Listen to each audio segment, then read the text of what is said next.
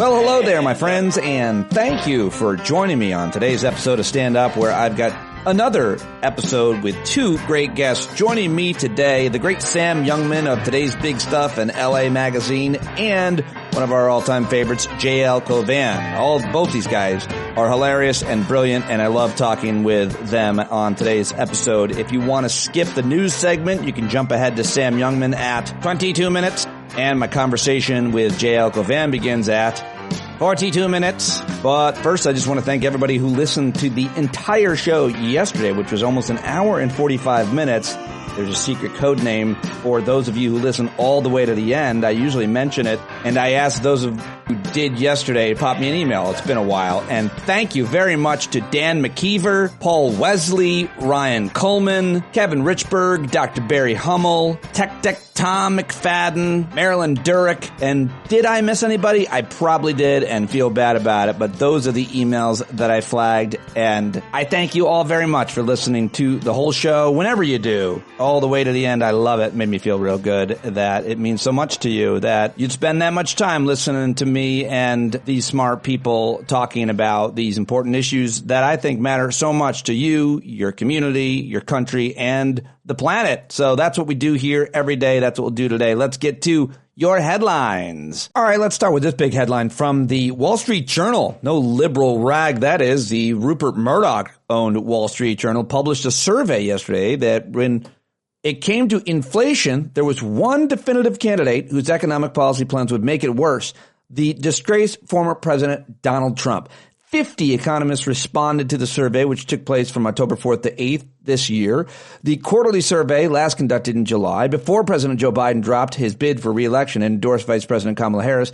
And Trump's numbers pointed to higher inflation then as well. That's right, the headline. 68% of economists surveyed by Wall Street Journal deem Trump worse for inflation than Harris. Of the 50 economists who responded to the survey's question on inflation, 68% said prices would rise faster under Trump than under Harris. Only 12% of the economists thought inflation would be higher under a Harris presidency, while the remainder saw no material difference between the candidates. How about that headline from the Wall Street Journal? Now this. The United States announced yesterday it's sending an advanced anti-missile system and a number of troops to Israel, deepening America's involvement in the spiraling conflict as the region readies for Israeli retaliatory strikes against Iran. Apparently, Israel announced they would not be hitting Iran's nuclear capabilities, but would be targeting Iran's military outlets and forces. The decision was announced just hours before Hezbollah drone strike on Israeli airbase killed 4 soldiers, wounded 61 others without triggering an alert. What else do I have for you here? Now, yesterday, the Sheriff's Department in North Carolina's Rutherford County confirmed in a statement it had arrested a guy, 44-year-old guy in Bostic, North Carolina, for making threats against Federal Emergency Management Agency employees. The office concluded that the suspect had acted alone, that there were not, quote, truckloads of militia targeting relief workers. So that did happen. And yesterday we heard that there was a man with a whole bunch of guns and fake license plate and so on outside the Trump rally in California. I think I told you that in yesterday's news update. Well, he is a huge Trump fan. He admitted it. I said I suspected that, and the guy came out and made videos. He loves Trump. He's fully in for Trump. He just has a ton of guns. He was on his way to the rally, but not with the guns. He meant Donald Trump, no harm. There you go on that. So don't let anybody tell you there's been a third attempt on Trump's life. Now, let's check in with Wall Street. The S&P 500, the Dow Jones Industrial Average, rose to fresh records yesterday as investors awaited the next batch of key corporate earnings. Both the NASDAQ and the Dow hit all-time highs and closed at records, with the Dow ending the session above 43,000 mark for the first time. Damn.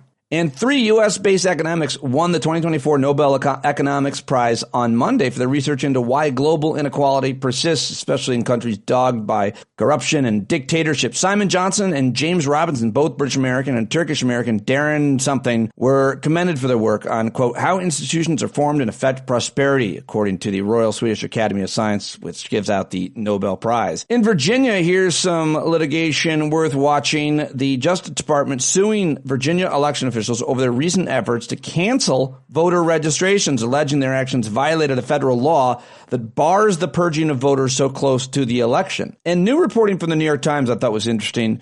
Twitter banned a variety of extremists, but then Elon Musk bought the platform and let them all back in. Well, the New York Times did some research, and guess what happened next? Many of these people picked up where they left off, according to the New York Times analysis of 50,000 posts by more than 100 high-profile reinstated users. All have a broad reach of at least 100,000 followers and were identified by researchers who study information or extremism on X. That's right. They went right back to their hate and all the things that they were barred for. Thanks, Elon Musk. Kamala Harris set to sit down for an exclusive interview with Fox News' Brett Baier. How about that? And apparently her people are in talks with Joe Rogan's people, which I do not recommend because the clips that come out of that, I don't think are going to be great for her, even if the whole conversation is. And finally, Lilly Ledbetter has passed away. Her lawsuit against her employer paved the way for the Fair Pay Act of 2009, dedicated decades of her life to fighting for equal pay. She died on Saturday in Alabama. She was 86 years old. Those are the headlines I've gathered for you today. Now on to the audio clips, the sound bites I've gathered for you today. And here's a little throwback because Kamala Harris, as I mentioned, is sitting down with Brett Baier.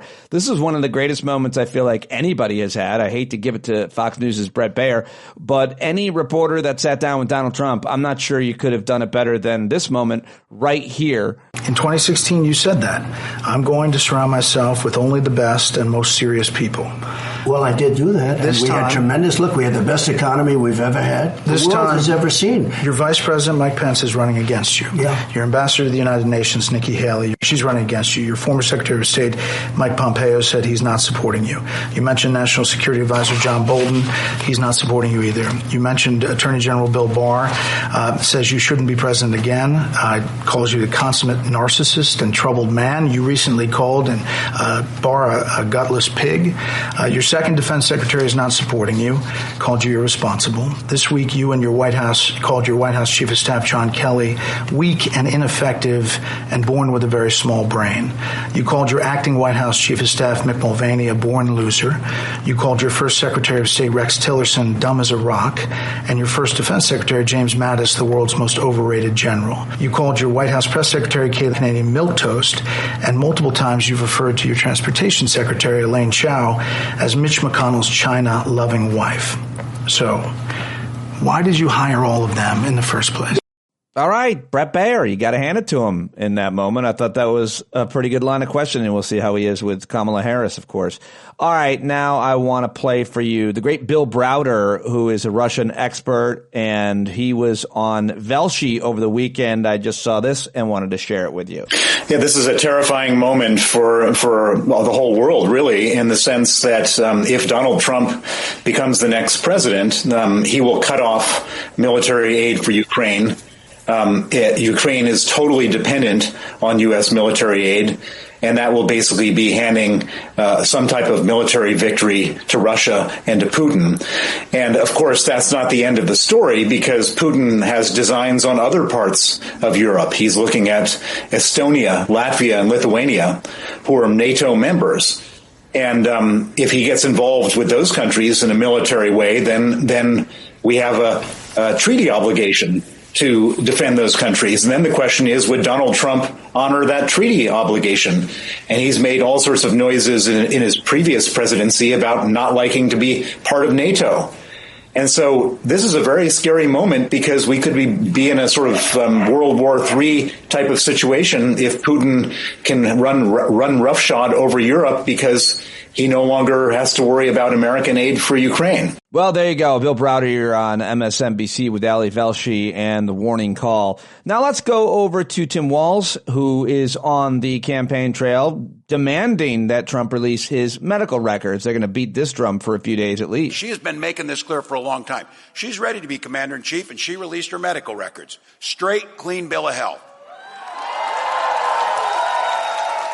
Physical, mental stamina to do the job. Now, I think you all know where I'm going with this, don't you? We're all wondering. Donald Trump said that he would release his numbers. He would release his medical records. Look, He says now, I think he forgot to do it. He's been forgetting things. We'll give him a break on this. But Kamala Harris is right on this. Watch his rallies. He's confused. He's a nearly 80-year-old man. He's ranting and rambling until people get bored and leave his rallies. That's happening. But here's the thing about this. It would be funny if it wasn't so dangerous.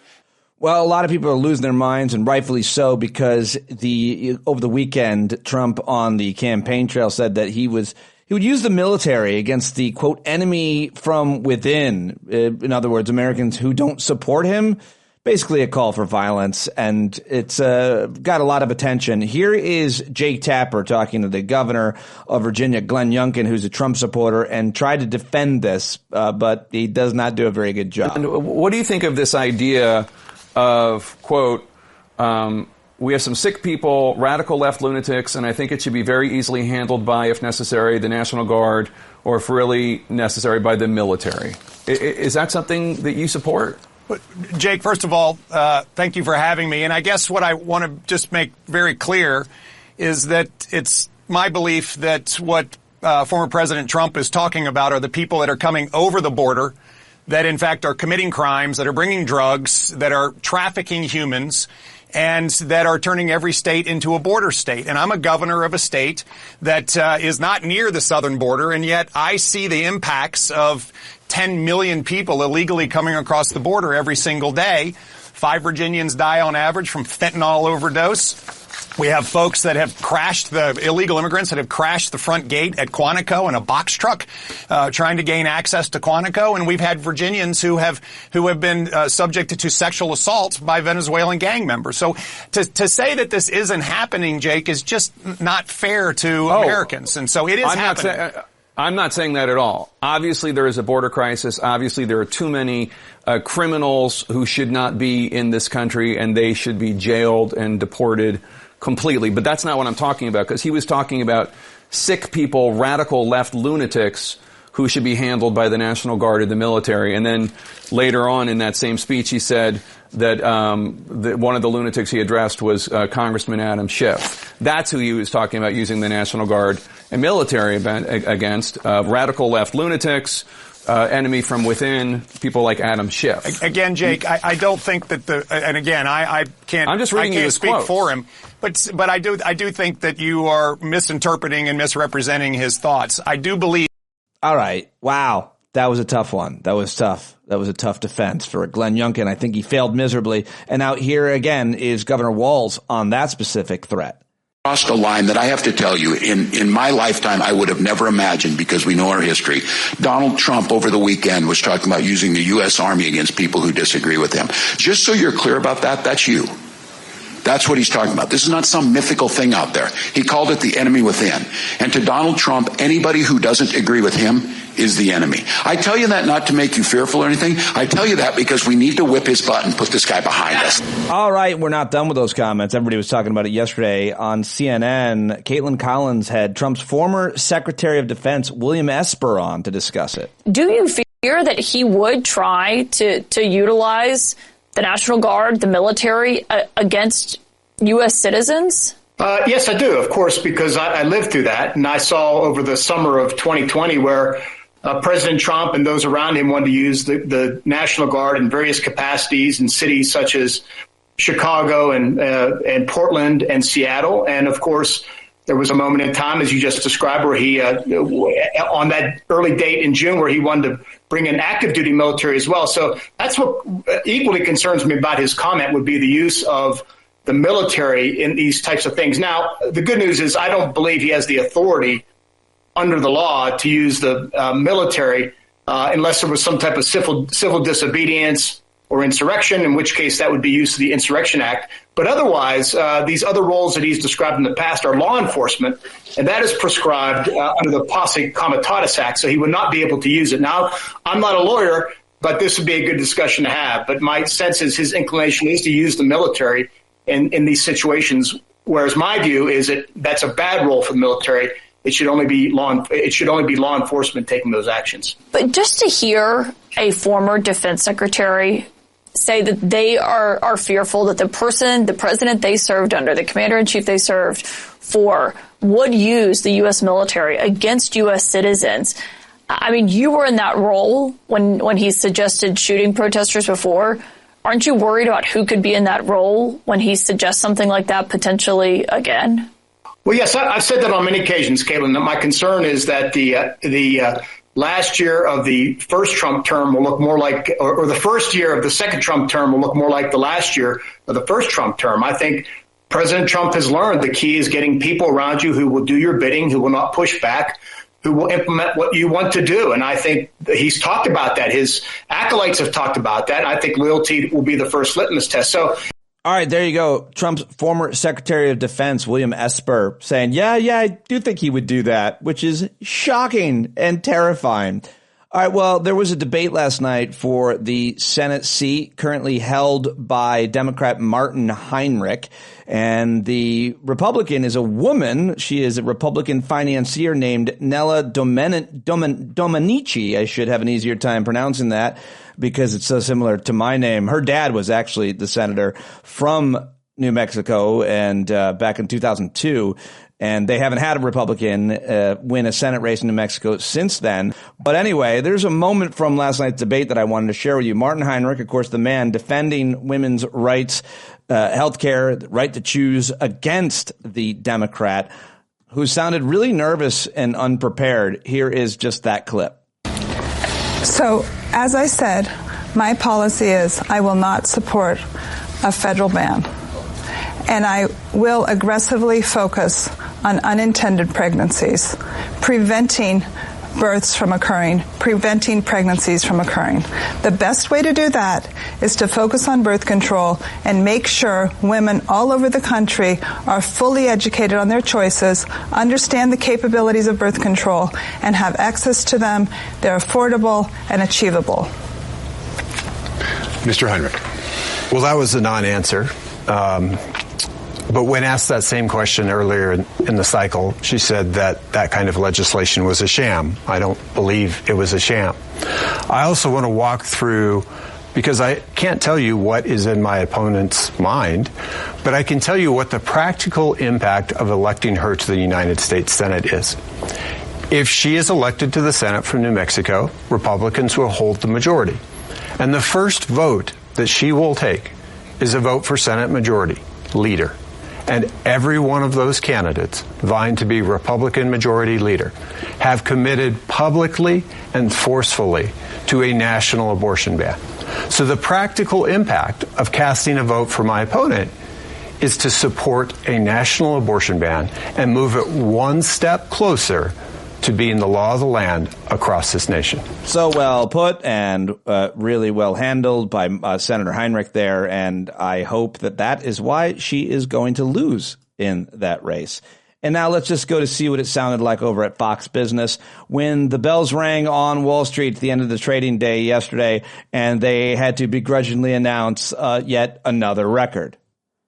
The Dow is hitting its 37th record of 2024, and the S&P hitting its 46th record of the year. That's going to do it for us. We are going to see you tomorrow. Well, there you go. I love it. And finally, here is comedian Trey Crowder to make us laugh about people's feelings around Columbus Day versus Indigenous Peoples Day.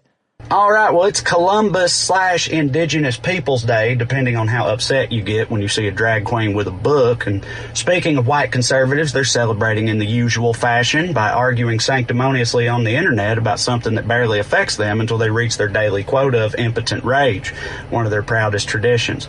You know, honestly, for me, when all this first started becoming a thing, I was surprised to learn that white people cared about Columbus Day, because, like, I'm from the South, and before it was a culture war bullet point, I never met a single person who gave even a macaroni noodle of a damn about Columbus Day. I didn't. Maybe it's because white Southerners don't do the whole European heritage thing. Like, the closest we get to be like, I'm Irish, I'm Italian, is go Vols, roll tide, right? Like, that's our culture. But either way, nobody cared about Columbus Day, right? So when natives over the years, when they started saying, like, hey, you know how y'all genocided us and took all of our land and all we've ever gotten in return is casinos and part of Oklahoma? Yeah, well, we have one other minor request. Could we have Columbus Day when I heard that, I was like, you mean objectively the most insignificant holiday on the calendar? Like, yeah, that seems more than fair. You've earned, I can't imagine anybody would mind that, but boy, do people mind. Right? That's right. At first, it was just the spaghetti Americans who got pissed off, because I guess they did care about Columbus before, so when this first got brought up, they were like, Mamma mia, it's our culture, right? You know how they sound. And when people were like, well, maybe it shouldn't be your culture to celebrate a psychopathic genocidal slaver, they were like, hey, come on, it was the past, everybody was doing it, the other way they sound. But anyway, look, fair enough. I guess most historical figures are pretty nightmarish, so, if the Italians are dead set on celebrating Columbus and or their heritage, that's fine. I just don't think it needs to be a federal holiday, does it? It feels like it should be something more like St. Patrick's Day.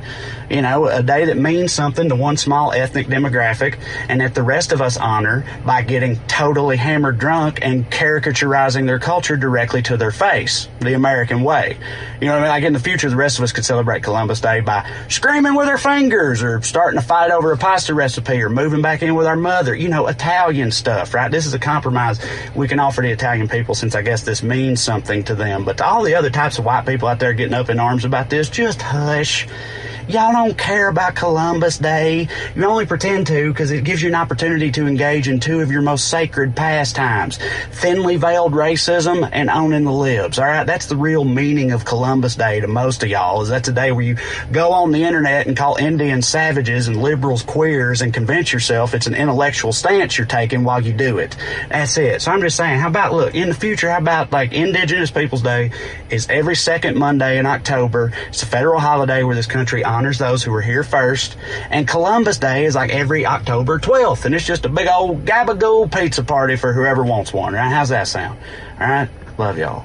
All right, love it from Trey Crowder. Good stuff as always. Now it's time to get to my guests. That is the news, and I have two great guests joining me today. Coming up, J.L. Cauvin. That conversation begins at 42 minutes after this. But right now, I've got the great Sam Youngman, who co-writes my favorite daily newsletter, today'sbigstuff.com. If you haven't subscribed, you are missing out. Go get it for free and pay for it if you like it as much as I do. today'sbigstuff.com. Of course, Sam is a veteran Washington reporter. He's covered campaigns, been part of the press pool, and he's a real smart guy. I love talking to him. He's also hilarious, thoughtful, and has become a good friend like so many of my other guests as well, and I just love him. So follow him on Twitter, subscribe to the newsletter for sure. Let's do it with Sam Youngman. There he is. You know him, you love him, and we're always happy when he joins the conversation. Sam Youngman is back, and I'm loving your stuff as always. Great to see you.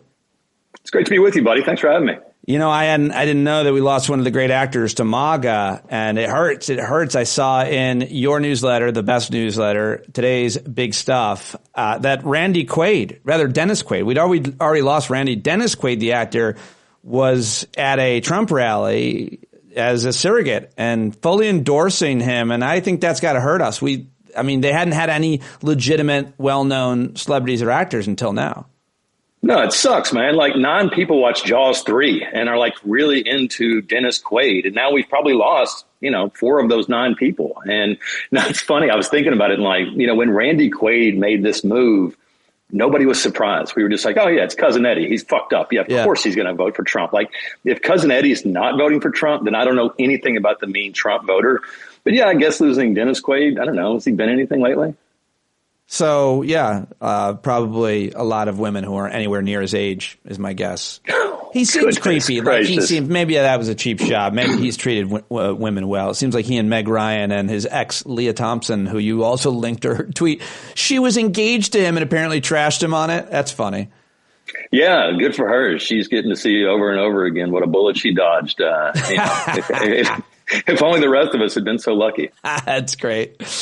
All right, I got to ask you. I was in this debate. I should have called you before I did it. Maybe you would have told me not to do it. But you can't debate people on Trump. You're not on the same playing field. I didn't know that. But it was like comedians, one for Kamala, one for Trump. And I know the guy, and we were cool. Didn't get personal or anything. But my strategy was I kept wanting to say, but I can't believe we're talking about these two people. I can't believe we're talking about this guy for the third election in a row. I just got to say at the beginning of every issue in question, this guy's a rapist. And he's credibly sexually assaulted dozens of women. My question to you is, it seems like you're on the same page with me that whenever possible, we should start there. Character matters. rape is very, very bad, I think. What do you think about starting there with just who he is? That's the worst thing he has actually done, and he's apparently done it lots of times, at least sexual assault. I mean, it's kind of a big one, right? I mean, it's like right there next to murder. I mean, we just acting like rape doesn't matter anymore. I think what's so just disheartening about this whole thing is a judge says Trump is a rapist. A jury says he's liable for defamation, sexual abuse. And Trump says, well, it doesn't matter because it happened in New York. It's a New York jury, so it's not real. Okay, I expect Trump to say stupid shit like that. But why does CNN believe that too?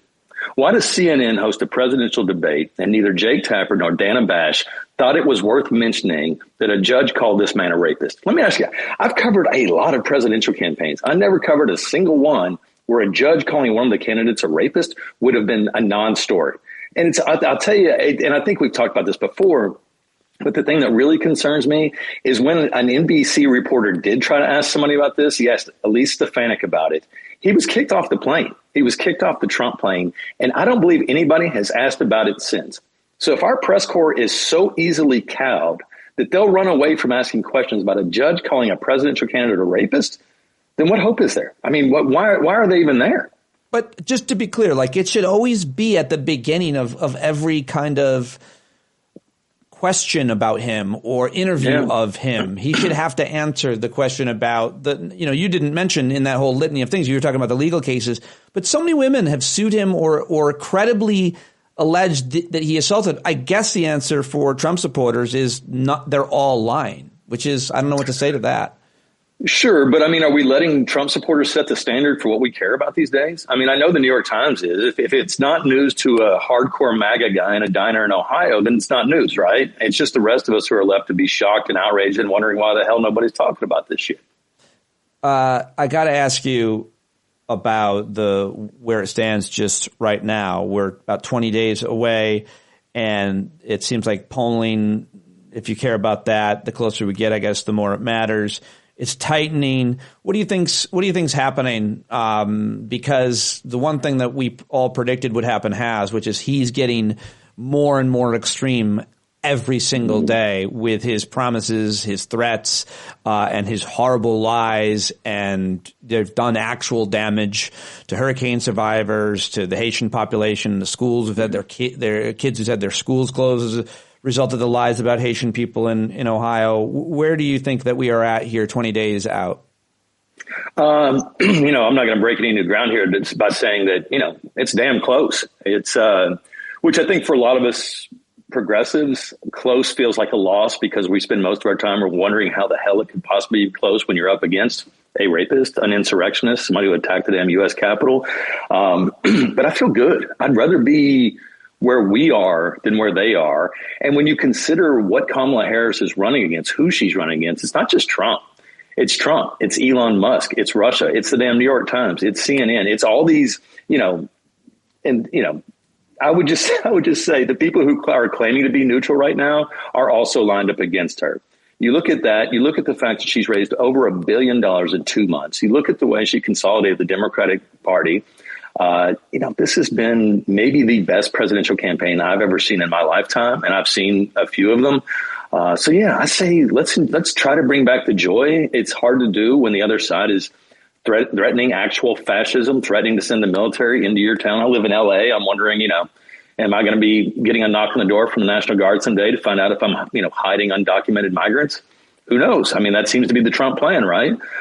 So it's easy to freak out. It's easy to be nervous, and it means that we care. If we weren't freaked out, if we weren't nervous, it would mean we didn't care. But we do. We know what the threat is. So of course we're nervous. How could we not be? Only moment I've ever wanted Trump to win was just for the joke that I could knock on your door and go, Sam Youngman, National Guard here. It's not worth it for the bit. You can do that anyway. Fair enough. That's true. I'll just assume you're going to dance and jump out of a cake. I'll use a different 3-letter agency, and I will definitely jump out of a cake. What do you think Elon Musk's influence is on the campaign? Too much. I think Elon Musk is trying to buy our country, and I wish more of us were saying that we are not for sale. The Republican Party went for cheap. The rest of us are holding out, but who knows for how long. I was struck that Trump was on Fox News Sunday with one of his top cheerleaders, Maria Bartiromo. Yeah. And, she was asking, okay, so you want to cut from the federal government. What are you going to cut? And he's like, oh, Elon will figure it out. And so I think that tells you everything. Not only, I think Silicon Valley for a while now has wanted somebody in the White House they can control.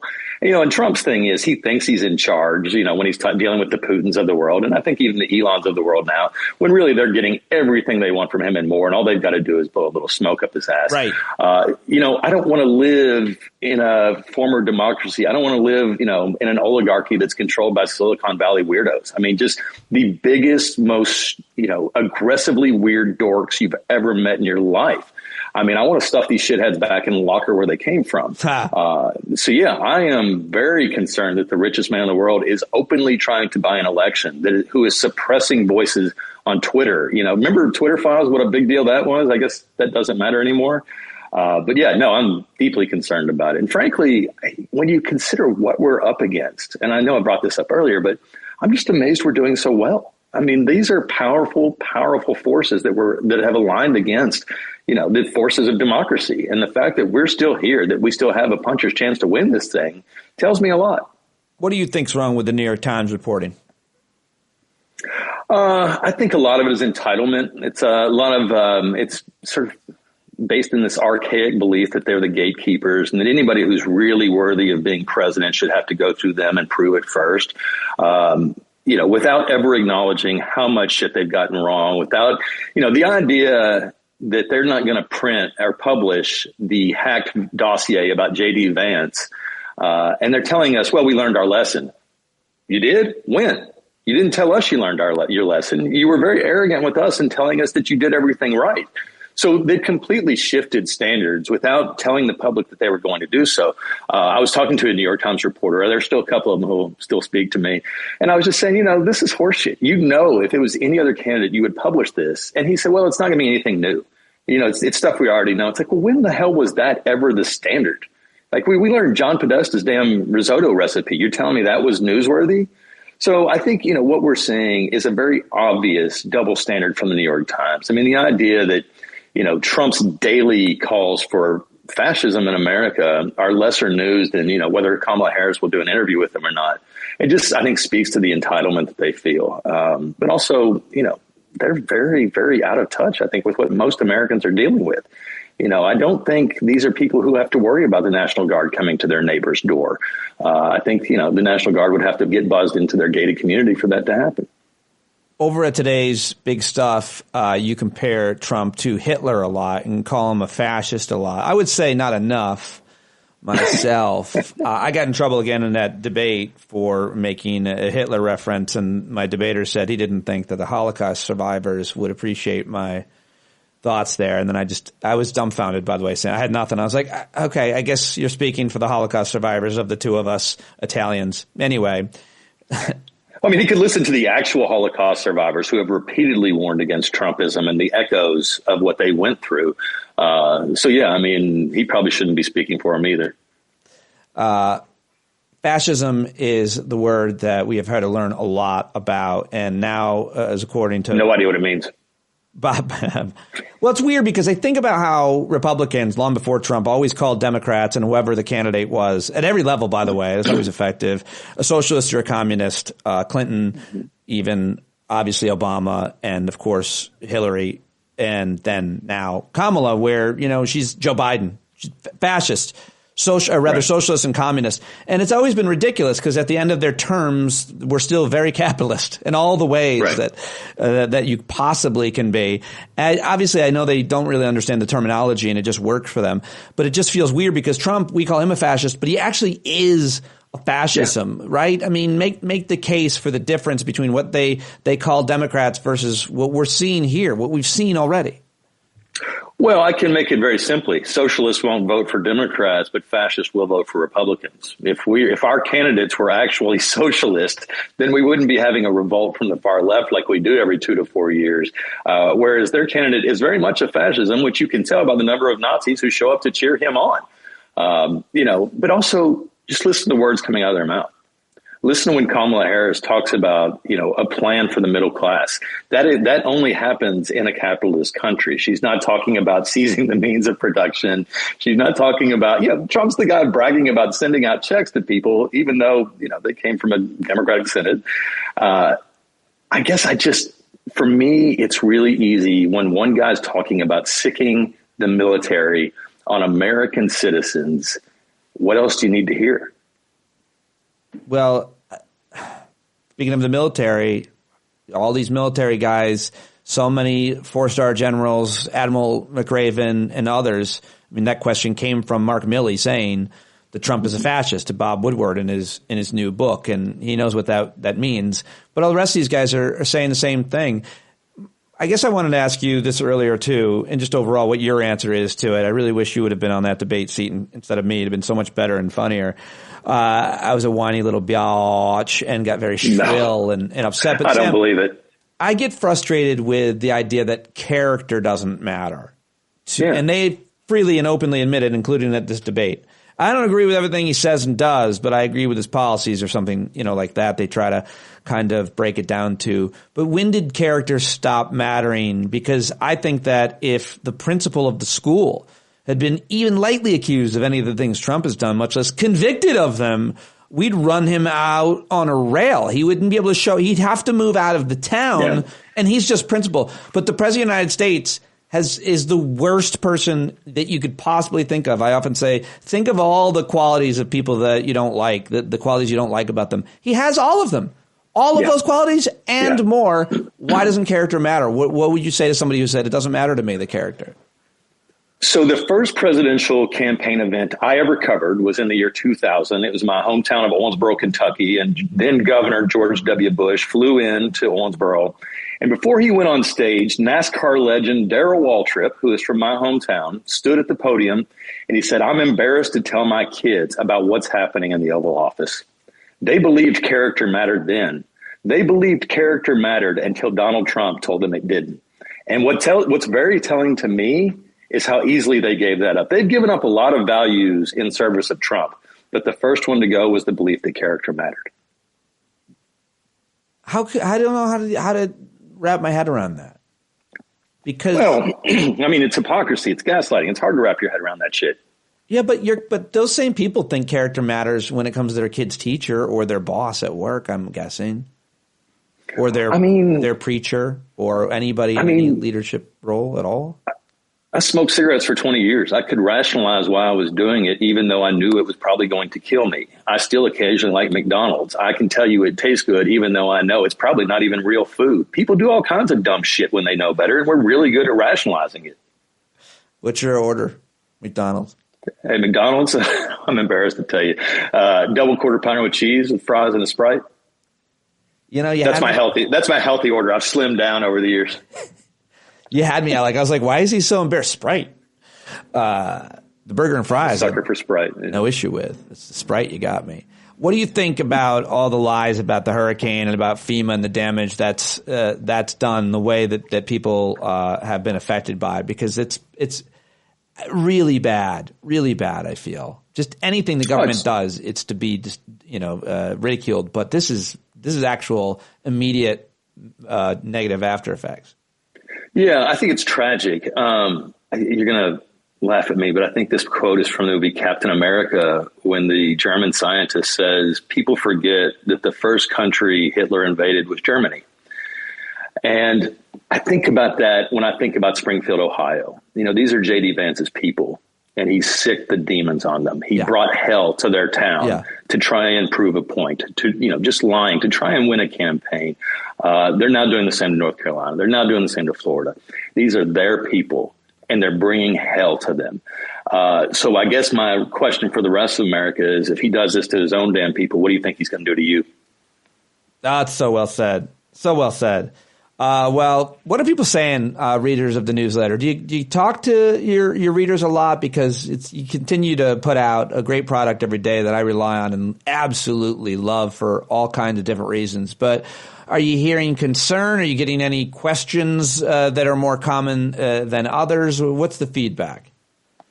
Well, first of all, you're so kind to always say such nice things about our fucked up cussing little newsletter. Love it. I would say people are cautiously optimistic. They're mostly walking around asking themselves the same question we are, like, how the hell is this? Is it this close? Yeah. Why the hell doesn't the rest of the world country see what I see? It's just sort of that, am I losing my mind feeling, which, was one of the reasons we started that newsletter, was so people would know that they're not alone in their, in feeling what they're feeling. It's sort of like, you see a pink elephant on roller skates, you want to make sure the guy standing next to you saw it too, right? So it's not just in your head or like an acid flashback from high school. I think people are really excited. They're excited to make history. They're excited to elect Kamala. But that excitement is running neck and neck with fear of the unthinkable, fear of an unrestrained Donald Trump. I will say, this summer when Joe Biden was still the nominee, there was unquestionable a cloud hanging over our readers, a lot of Democratic voters, that fear didn't have a companion. It didn't have joy running alongside with it. I think we have a hell of a candidate now who's doing a good job of keeping our spirits up. It's not worries or concerns about the Democratic campaign that's fueling our fear right now. It's what the other side is doing. And, I think a widespread belief that the media is failing to meet the moment and sound the alarm like they need to be. Yes, so well said. God damn, I love you, Sam Youngman. I love you too, buddy. We really should just run away together, I think. Just spend, anytime. After the election, we'll just go find ourselves maybe. We just, shirts unbuttoned, all oiled up. I'm not saying anything has to happen, but, if it does, it does, right? Just a couple of guys who found each other for a few hours one week. Yeah, no, that sounds great. Although I think I've got a long list of ex-girlfriends who will try to warn you away. But, where I think where we go depends on how the election turns out, right? Yeah. All right, well, let me take a look at the references. Now you got me a little worried. I feel like you might not be sensitive enough to my needs. I love you, man. That was really fun. Always fun. Thank you very much for doing it. Good stuff. Pete, you're the best. Thanks so much, man. I appreciate you. Yeah, there he goes. Sam Youngman, everybody. Love that guy, obviously, and love that newsletter. Today's Big Stuff. Read him at LA Magazine, and always great. Love his honesty, love his wisdom, love his experience and credibility, and, of course, so funny. Real funny, off the cuff. I mean, he's one of my favorites, I gotta tell you. All right, well, another one of my favorites. Yeah, another two-person show. I know I've had way too many men, but I would love to get more women on. I'm trying, believe me. So let me know who you want to hear, of course. But JL Cauvin joins me now, of course. You got to listen and review and rate his podcast, Rain on Your Parade. It's so fun. I just listened to the past couple of episodes just before talking to him today. Always watch him do his Trump impression. Literally, nobody is better and funnier. He makes me laugh so consistently, so hard, all the time. See him in Chicago the 18th and 19th, everybody. Also, he's got a whole bunch more dates up at jlcomedy.com. He's in Pittsburgh the 17th, actually, this coming week. And Thursday this week, JL Cauvin will be in Pittsburgh. You can see him there at the Club Cafe. And like I said, get tickets for all of JL's stuff. jlcauvin.com. All right, let's do it.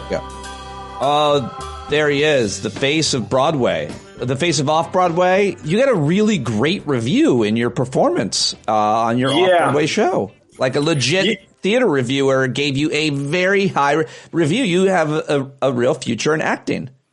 Right. He actually, and then the part I didn't want to brag about on my podcast was he said, I'm glad Daniel Day-Lewis retired because I would rather see him go out on his terms than have you eliminate the need for him while he was still seeking work. That is I can't think of a higher thing to say than that you're so good that you actually eliminate the need for what a lot of people agree is the greatest actor of our lifetime, of all lifetimes. So yeah, I mean, it's just another day in the life of JL Cauvin, but some people might be impressed by that. No, I mean, the sad thing is, even though you get praise like that, still not moving the kind of tickets you should. No, I don't. At this point, I'm beyond depressed, and now I'm like fascinated. It's like the 5 stages of grief with JL. Like after depression comes odd fascination with inability to push tickets. But what are you going to do? Well, I am glad that you're out there performing as much as ever, and I love everything that you're doing, including the last 2 episodes of your podcast I just listened to get ready to talk to you. You somehow make doom and gloom pretty funny and entertaining, just talking about the future of America. Before we get to some of that, though, I just read Drudge Report at the top. I think it said like 500 hours to go. So November 5th is coming up. What a creepy way. And that was much more alarming than like 3 weeks. Like 500 hours to go is actually really scary sounding. Yeah. Oh my God. Yeah. I saw your reaction and I had the reaction. How are you coping? How are you doing? You're immersed in this as much as I am.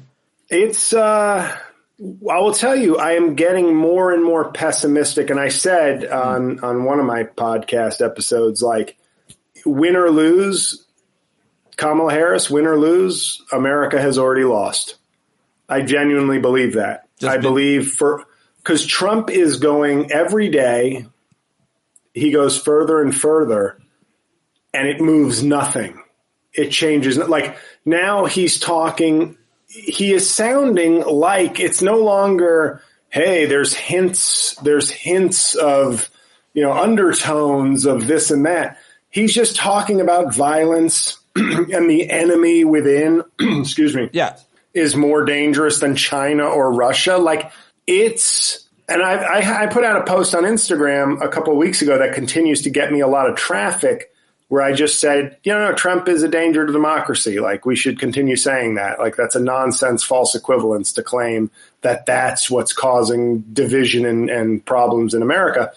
And the amount of people in my mentions that are, fully bought in to an alternate world is startling to me because it's no longer just, I think he was a great president. It's like denying court records and denying things that One of the things along those lines, if you'll allow me, is just like I posted the quotes of a bunch of generals, including his former chief of staff, the former Joint Chiefs, the guy who created the bin Laden raid, McRaven, and General McChrystal. Like I put quotes from all 4 of them up, and a lot of people, I put them over on the conservative webpage of my local community where there's a bunch of MAGA people, and they said, fake news, they didn't say that. They have to deny that these type of men in these roles said that, for example, if you die, you're a sucker and a loser. If you even serve, I think he said. And I guess you just have to, it's not cognitive dissonance, it's just dismissal. I don't know how to describe that, especially around the military officers stuff. No, because that's where they want to maintain their belief that they're the true patriots. So obviously you run into a brick wall when 4-star generals, the highest, I guess you can be a 5-star general, right? Like Patton was a 5-star general, I think, was that, or is 4-star the highest? That's called that's a colonel. Okay. I just made that up and you just went. Yeah, no, general's the highest. But I don't remember if 4-star, whatever. But the point is they can't deny that. So they just have to say not true, fake news. Yeah. It's disturbing, and I maintain my belief that I don't care how deluded or fooled or tricked you are. If you're a Trump supporter in 2024, your core is rotten. Like, I don't care how much you've been manipulated. Guess who can't be manipulated no matter how many times? Me, as an example. I'm not going to all of a sudden start going, you know what? Maybe those generals didn't say that. Maybe Trump is a great person, despite all objective evidence. It's, I don't know. I just don't, it's like I said, win or lose. Tens of millions of people in this country are willing to disregard facts, the Constitution. Now they'll say Trump is the only one for defending the Constitution. And I'm like, right, because you're well versed in the document. You know what I mean? Like it's a vibe. The Constitution is now the latest vibe. I don't think people really care or know about the Constitution anymore. They used to hear like that asshole Mark Levin constantly talking about the Constitution. Andrew Wilkow I used to work with as well. I'm a constitutional conservative at Sirius XM, but now people don't really know. For example, I mean, like, we're having a debate and a discussion about the separation of church and state, and the right, MAGA, doesn't believe in it and says it was never a thing and that it shouldn't be. And it's like, I forgive me, I thought that's why the Pilgrims came, much less our founding documents. But it doesn't really, they don't really understand the Constitution. Isn't it just kind of follow the leader? Fascism, authoritarianism, whatever you want to call it? Cultism? It's now, instead of it's legal if the president does it from Nixon, the Trump doctrine is constitutional is whatever I say is constitutional. You don't have to read it. You don't have to. It's elevated to like, this is like the church before the printing press level mentality. It's like, yeah, I'm just telling you what the word of God is. I'm telling you what this means, what it means to your life. You have neither the authority nor the ability to verify it, to examine for yourself, to interpret yourself. That's the level of buy-in these people have, which is just, it's a complete fiction. It's a complete, like, and until now, I really had not understood how deep I could understand it on a surface level and not know, we're getting different facts from news. But there is a belief system that is profoundly different that allows them to ignore basic facts. It's not just Fox News is telling me one thing and you're telling me another. It's at my core, I am just a believer in Donald Trump could change his mind on various policies tomorrow. And I believe that most of them would go, yeah, you know what? Yeah, you're right. You know what? We do need to defend Ukraine. Donald Trump, he was playing possum. He was luring Putin in. Genius move.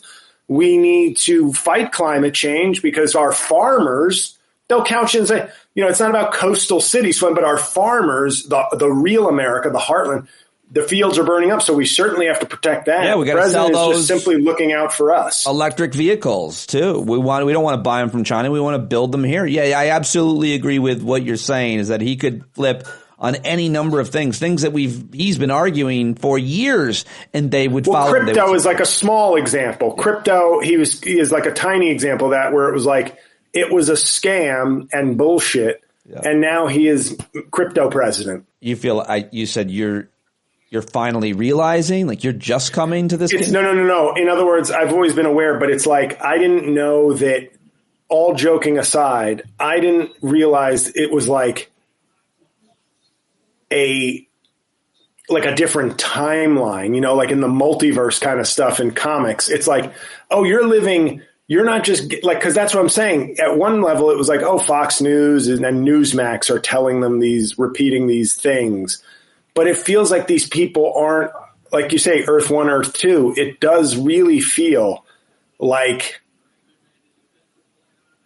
they're experiencing a light, like a different, we're not existing in the same plane. Yeah, no, I feel that way very strongly, which is why I'm happy that the only real smart thing I did with my debate, which you were really helpful on, against Jimmy Fallon the other night, was I started and then I think tried to reset a couple times by saying, I just can't believe that we're debating this. I can't believe that I'm talking to you, JL, tonight or anytime still about Donald Trump. This is the third presidential election that we're talking about this guy who I thought in 2004 when I was on The Apprentice and asked if I wanted to meet him that no, because I thought he was a rapist. Like, that was way before he ran. I can't believe we're still talking about that. I can't believe we're debating Kamala Harris versus Donald Trump, because anybody versus Donald Trump is better than Donald Trump. And I did crowd work. I was like, sir. But then I tried to make the point about character and why it matters.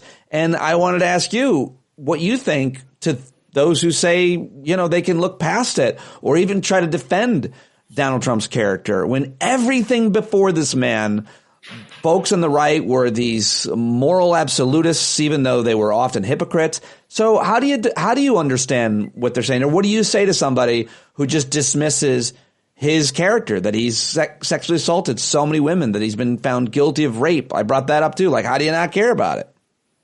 I will recommend right now, if you haven't seen it, The Apprentice, that new movie. You've seen it? Yeah, I saw it this weekend. Where is it? Where can you? It's playing. I mean, I didn't see. I saw it in Manhattan. It's playing. It's pretty wide Is it release nowhere right online? now. It's not released online? No, it's a theater. It's only in theaters. Wow. Okay.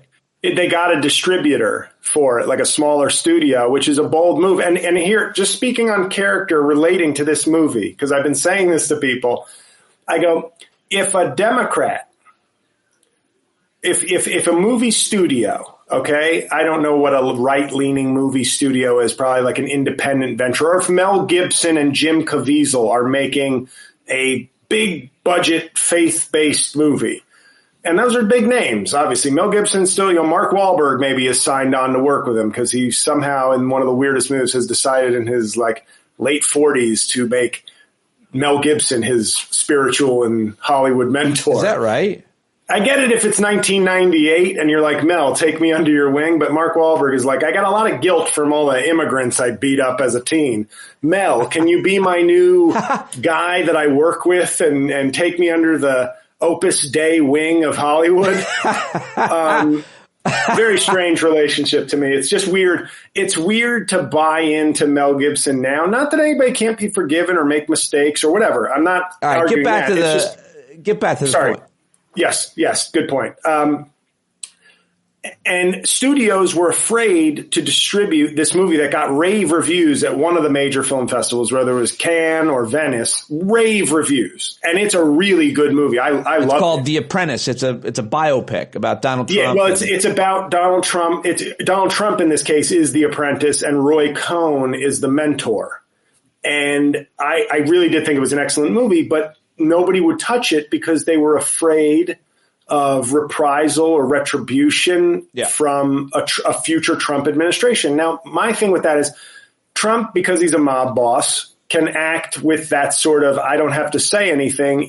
I'll go after you. I threaten to sue, but I'll use the power of the presidency. I don't have to make an active threat that would give me liability. People know my reputation now, so he can act on reputation. But if this were reversed and it was the Kamala Harris or Barack Obama presidency, and Mel Gibson came out and said, we can't sell to a studio because they're all afraid Obama or Harris will audit us and harm us and destroy our company. The lead story on Fox News every night for weeks, if not months, would be day 31 of Filmgate, the chilling of speech, the curtailing of art. This is as un-American as it gets. It's not even a thing. It's been a story, but it's not like a major motion picture was afraid couldn't find a Hollywood distributor because they were all afraid that this movie, which is an objectively excellent movie with accolades, would lead to retribution. How do you think Volodymyr Zelensky feels? He has even more to lose if Trump gets elected. Like what you're saying about movie studios hedging on this investment for fear of reprisal, it's true of almost every entity, CEO, organization, and country. And the leaders of other countries are all having to hold their breath as well. And most importantly, I would imagine the leader of Ukraine and most importantly, any, Palestinians, that's why it bothers me so much when people who say they're pro-Palestinian are either not going to vote or voting for somebody other than Kamala Harris, which only leads Trump to more likely win and definitely kill more Palestinians. Right. So, but you said that was an example, but as far as character, I think there are plenty of Trump supporters who just lie to themselves and say, those women were liars. Yeah. Donald Trump loves this country. He's strong. He doesn't do it the way I would, but I think his motives are pure. His methods might not be, but his motives are pure, and the ends justify the means. And I would always be like, what are the ends? What are the ends that you think you get from Donald Trump other than a feeling of my president is a blustery, suit-clad white guy? Right. Like, data points in all directions, unfortunately for MAGA, that, the Biden administration is a much greater success across the board than the Trump administration. And your 401ks are doing better under Biden. And hey, look at those gas prices, under $3 in some places, very close to Election Day. I don't think anybody saw that coming. I thought I was buying into the conspiracy that OPEC would crank down the spigot. But then all Trump has to say to his people and those open to him is, well, they're trying to do this to stop me. They don't want me in there. Right. So they're doing this to help Biden-Harris. And then they'll go, yeah, that makes sense because Trump is so great that people want to stop him. Is there anything that you feel like Kamala Harris has done or not done to try to win, this campaign? Do you buy into any of the criticisms or have any of your own? No, I like the way she's approached her campaign, to be honest. She's in a tough spot. Because only one candidate can be held to a normal candidate standard. Yeah.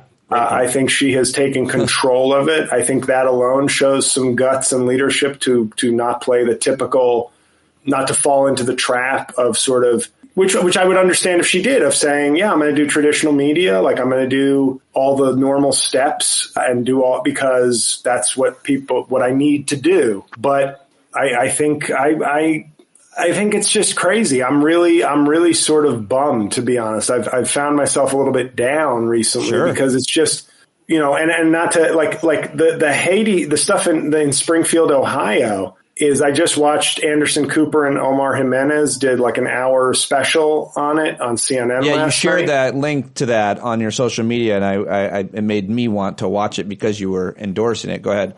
Because it was just one of those things where you're going, this is so much simpler and uglier than we're making it out. Like J.D. Vance is kind of like Trump is like a blunt instrument, and he doesn't care that almost everything he's saying is false.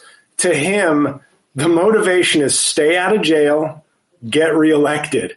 Those are very powerful motivators. Do you think he cares for a second about the safety or of the Haitian migrants or the truth? Or no, they're everything. He is the guy who would pick up a child as a shield, and I'm not exaggerating. He has the character, since you asked me about his character, he has the character of a guy who uses a child as a human shield to escape. Like that's who I think he is as a person. If that's your measure of character, you're looking at a guy who would do the same thing. And you know what? If it means that the show goes on and I get to plug my stuff on your show, I say, fine, I won't, but I'm willing to profit from your lack of character. But no, also, that's who I think Donald Trump is at his core. Yeah. Human, picking up a kid to escape and using he or her as a human shield, because at the end of the day, he wouldn't want to do that. But at the end of the day, his survival is more important than anything. Do it right now. Just play it out. He's got the kid in a headlock. Come any closer, and the kid gets it. Do you like ice cream? Okay, well, you better start screaming because you're a human shield, you little shit. Okay, excuse me, Merrick Garland. If you bring a subpoena near me, I will throw this child in the river. Okay, and it's very deep. It's a deep river. This kid's like 3 feet tall. That water's at least 6 feet deep, maybe more. So, okay. And, okay, it's the Capitol Police. Okay, put your guns away. Okay, well, you know what? I just taped these other 2 kids to my legs. So now I have like a whole hockey football uniform of kids protecting me from guns and other weapons. Oh, and you just hit this kid. Oh, maybe that was me. I think I just kicked him. Well, anyway, now he's on my back. Anyway. But it is disheartening at this point because it is. He's bad for the world. He's a bad person. He's bad for America. And, and I genuinely think, I may have made this point on your show before, but I think it's very odd and speaks to America's stupidity that Joe Biden was a liability because he was old and gave off feebleness. Even though I think he was there, I think if you sat down to have a conversation with Joe Biden, you'd probably be like, oh, he's fine. Not for president, maybe, but he's fine as an elderly adult male. Like he's all there. We joke. He tells me stories. He loves his wife. Like, you just get a vibe that, like, he's just a normal grandpa, I think. Now, that's not the standard we need to have for president, but Trump seems to be losing his grip on reality and everything else, but he's loud and aggressive. And the analogy I've made is Joe Biden is the guy who falls asleep in his chair while watching the movie. Donald Trump is the guy who throws his own shit at the nurse and says she's trying to kill me. And somehow America looks at that and says, what vigor, what intensity, what passion. And I'm more scared of the guy who's losing it aggressively.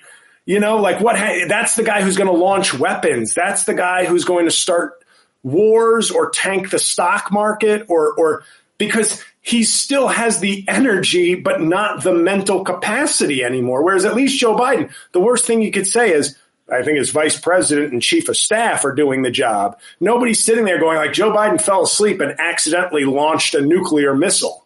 Yeah, no, I mean, it's not only that. It's that the people that would be doing the job and that did do the job last time he was president they were real bad then. And as everybody's saying, they would be far, far worse people now. I mean, where you had John Bolton, you would be replacing him with the Joker. Yeah, and the musical Joker. That's an even worse one?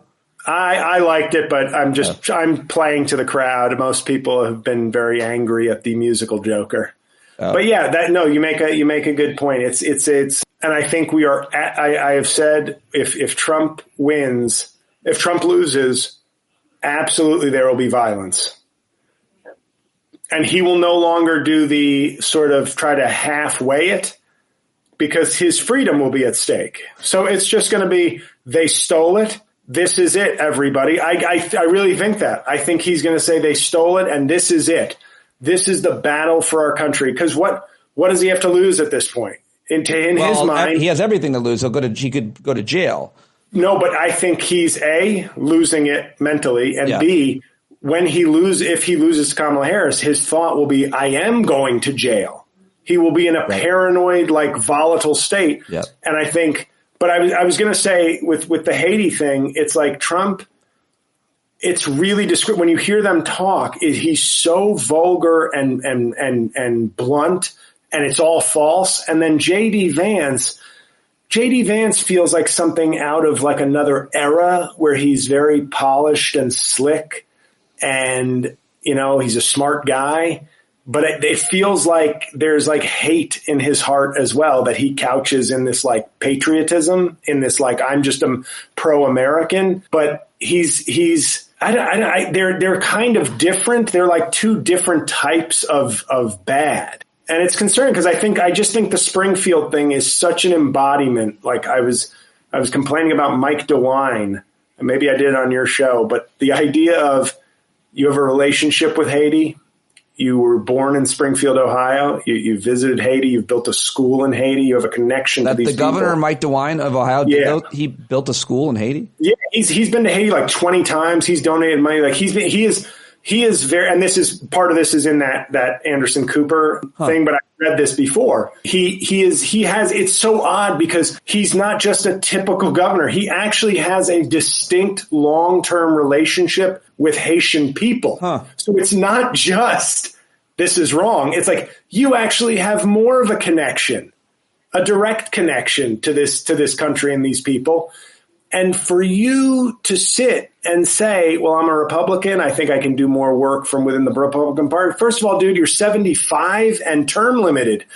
At what point do you say, I think I can stand up to Trump because he is abhorrent, endangering the residents of my state and the town I was born in? I am not running for office ever again. At what point do you just say, this guy can't be president? He is endangering lawful residents of this country, not to mention lawful citizens. The owner of the factory was getting death threats.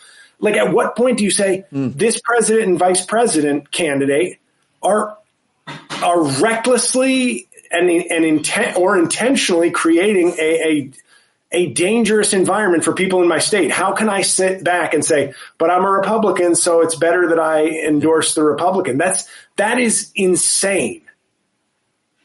That's really shameful. I didn't realize all that he had that connection to Haiti. Now it would be shameful anyway, but the fact that he has this additional deep connection to the country and the people is like, and you still just kind of sit there and go, I don't like that he said it. It was wrong that he said it.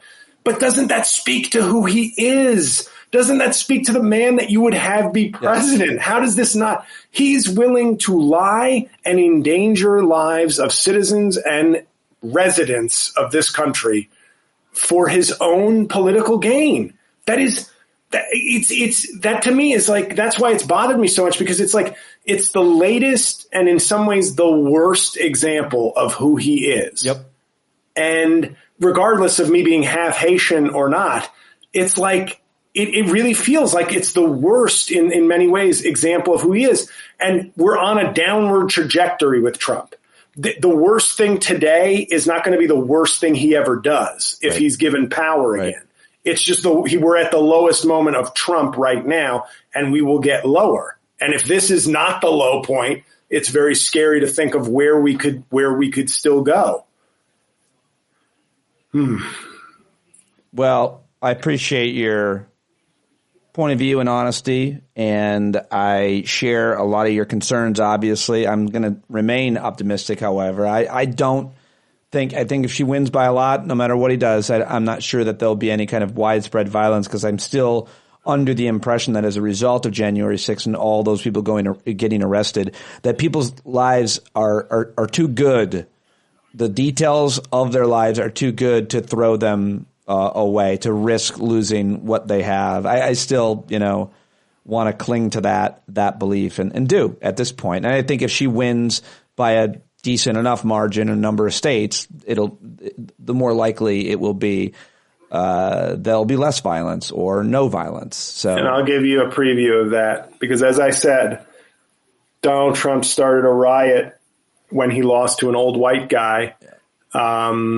And wasn't facing jail time. And I do think that now he's facing jail time and going up against a black woman who he kind of in his core believes is an inferior person to his person. One of the differences I think people aren't making, I just want you to include this in your analysis, is that he was president then. Yeah.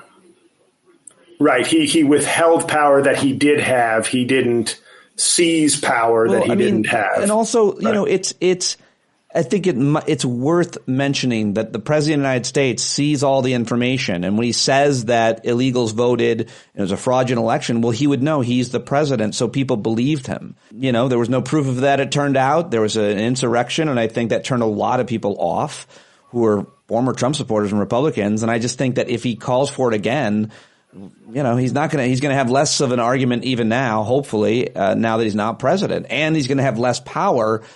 Or in a way, it's almost like if we try hard enough, he could stay in power, but he doesn't have control over the military, so he can't do that. The military is not going to overthrow Kamala Harris. Maybe some people think that, but that's a good point. I would just be nervous that.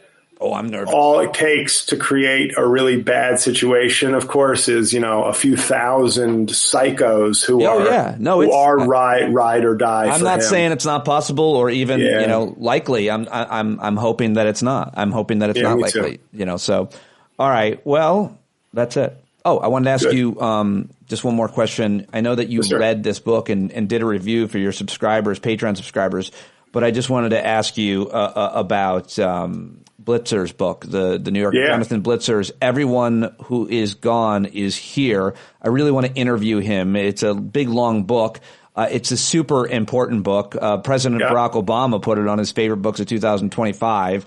But it's a really thorough documentation of the causes of the immigration crisis and what has or hasn't happened through multiple administrations and more. It's got all these epic, heartbreaking stories of actual people who have faced this journey and come to America from El Salvador, Guatemala, and Honduras, I think, specifically. I think I'm doing a job of recapping it, but you tell me your impression of it. Well, my impression of it was obviously there's gruesome, scary, frightening details of what these people endure, but I compared, this is like the human equivalent of climate change. And what I mean by that is it shows that every time we've had an issue with immigrants, you can point to sort of a root cause that started here. You know, whether it's the Reagan anti-communism fervor, which basically, you know, caused him to look the other way at just violent tyrants as long as they weren't communists, to back evil people just to suppress like far left or socialist or communist movements. And then that creates a violent society of like back and forth retribution and people trying to flee that violence. And then we're like, hey, can't come here. Right. No, what do you mean? My parents didn't have slaves or cause a right-wing genocide. So you got to stay out of our country. And it just keeps going that way. And you see, like, Bill Clinton is an example in the book of, and I always say with Bill Clinton, I know there were things in hindsight we look at that were wrong, whether it was deregulation, things like that. But the fact is, Democrats weren't winning. And people sometimes avoid that fact, which is like he went centrist because that's what got him elected. And so but they talk about him having some issue with like a migrant or somebody killing somebody in Arkansas, and he lost. It's the only election he's ever lost in his life. And the lesson he, of course, took from that is being tough on crime and tough on immigration is what people want. And I don't think, he was a talented politician. He does know what people want. He got elected every time he ran after that for anything he ran for.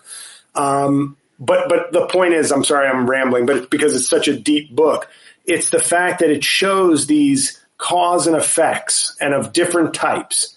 They touch slightly on climate change with Honduras, I think it was Honduras, where it's like, we're going to see, these are political refugees mostly covered by the book. Right. This isn't even getting to potentially the exponentially larger problem in the future of climate refugees. Right. Which, if there's anything scarier than a guy threatening your family with a gun, it's your village can't drink water. There's no more crops. And we will once again do the same thing we did with this. I think the book doesn't really touch on this, but it made me think of this because it is this global cause and effect where the U.S. and other powerful nations, but especially the U.S., do these things that cause pain in the short term for their own needs, and then when the bill comes due, go, hey, you can't come here. And that seemed to be the pattern over decades.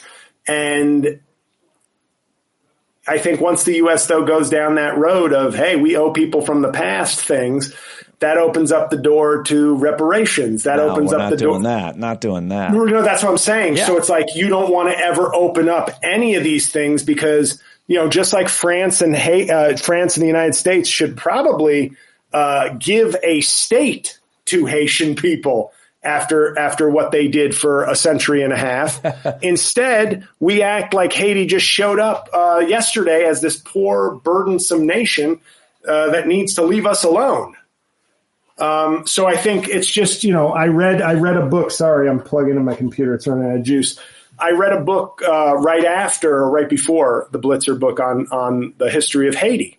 And I didn't realize how timely these books would be. I started reading the Haiti book like a week before J.D. Vance started going off on Haiti. But that's the thing a book like that does, is it shows you, yes, the problem may not have started today. It may not be you specifically that did the problem, but this country creates situations with this power. It creates what was the comment? What's the fucking comment? Mexico. Oh God. It's one of these comments of like the United States sneezes and we catch a cold. I don't know if that was Mexico or some country, but that was like a phrase I once heard. The U.S. sneezes, we catch a cold, because it's so powerful and so influential that when we do things, we're going to move these geopolitical pieces. Yes. Well, you might have just disrupted a young nation or a small nation in catastrophic ways. And then when they say, can we have help? Can we either have support or people to come in? We go, no. We have to have borders. We have to have order. Ignoring and Donald Trump is certainly not going to lead a movement of accountability and history prevention. Lessons.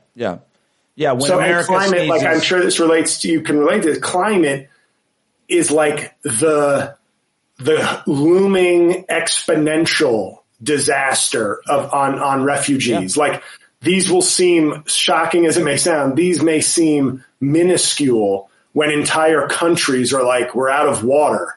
It's too hot.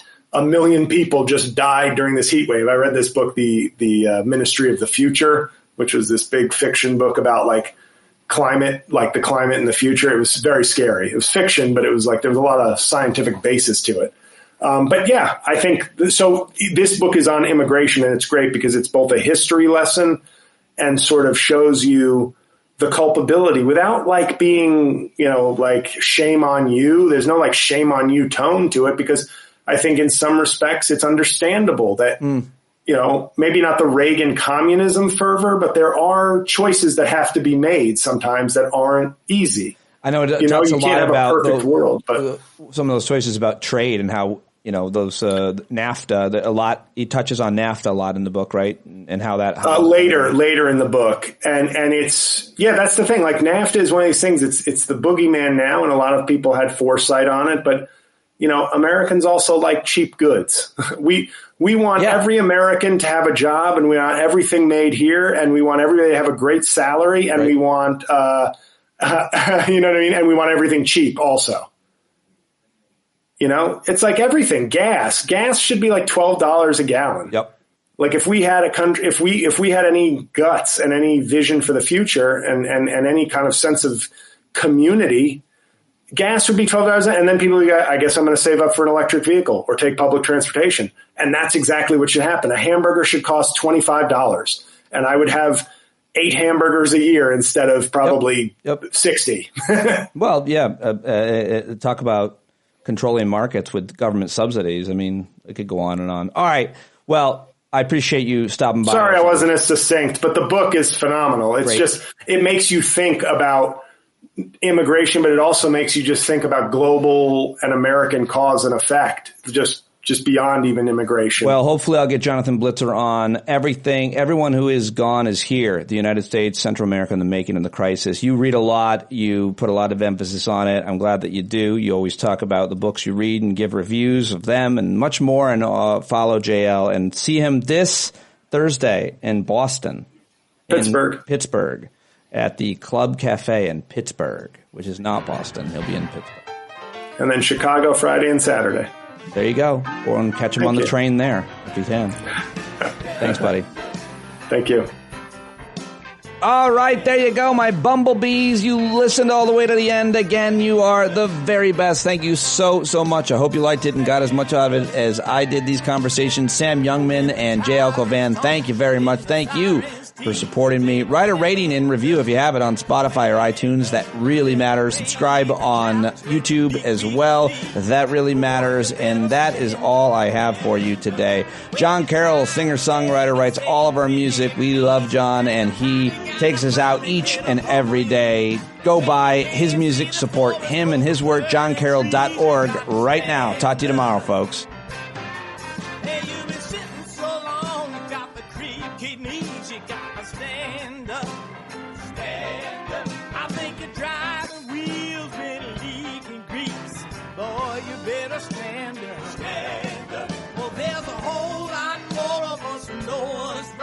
Keep right on ignoring us if we keep sitting tight. You got to open up the window to let in some light. You got to stand up.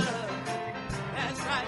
You got to rise up. You got to stand up. You got to stare the devil straight in the eye. You got to let him know it's his turn to go. See it clear and all you hear is a lie. So get up off of your butt, get down off of your fence. Even if it ain't a very friendly audience, well, they'll begin to listen when you start making sense. And you stand up, stand up. No need to point your rifle to defend your town. Just stand up, stand up. You know they can't deny you what you're laying down. Boy, you better stand up, stand up. Show your face of every color, yellow, black, red, and brown. She's the place where every lost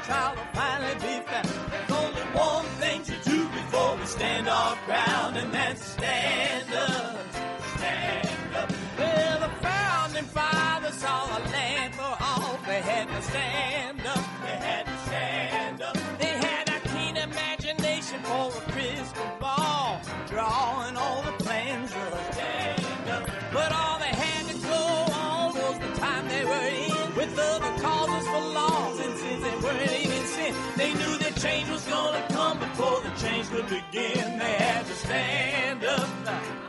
All right, they had to stand up. We got to stand up. We got to look the devil square in the eye. We gotta let him know it's his time to go and make it clear when all we hear is a lie. Why you lying awake wondering where the money all went? It'll be the cost of freedom that'll go unspent. You can see him flee the scene of that experiment if you stand up. All right, we got to speak up. We got to reach up and raise your voice in every way you know how. Don't be toes up. You got to show up. Ain't no better time to do it but now. No need to pledge allegiance to no wanton tribe. Rise up, show obedience to the voice inside, and listen well, and it'll tell you not to run and hide. It says stand up.